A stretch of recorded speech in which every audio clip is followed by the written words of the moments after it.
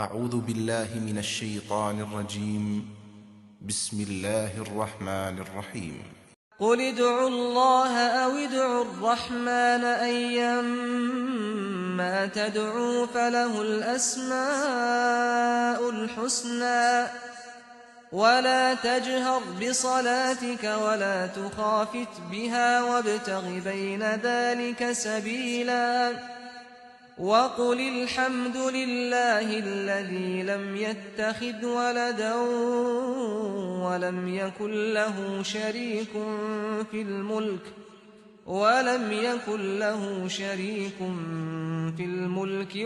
يكن له ولي من الذل وكبره تكبيرا۔ انہیں اس پر اعتراض ہے کہ تم اللہ کو رحمان کیوں کہتے ہو؟ ان سے کہہ دو کہ اللہ کہہ کر پکارو یا رحمان کہہ کر پکارو، جس نام سے بھی پکارو سب اچھے نام اسی کے ہیں۔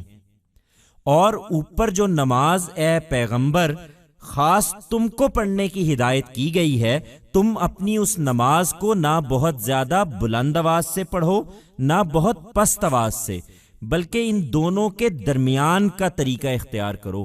تم اسی خوبصورت طریقے سے اس نماز کا اہتمام رکھو اور اعلان کر دو کہ شکر اللہ ہی کے لیے ہے جو نہ اولاد رکھتا ہے نہ اس کی بادشاہی میں اس کا کوئی شریک ہے، نہ اس کو ذلت کے وقت کسی مددگار کی ضرورت ہے، اور تم اس کی بڑائی بیان کرو جس طرح کہ اس کی بڑائی بیان کرنے کا حق ہے۔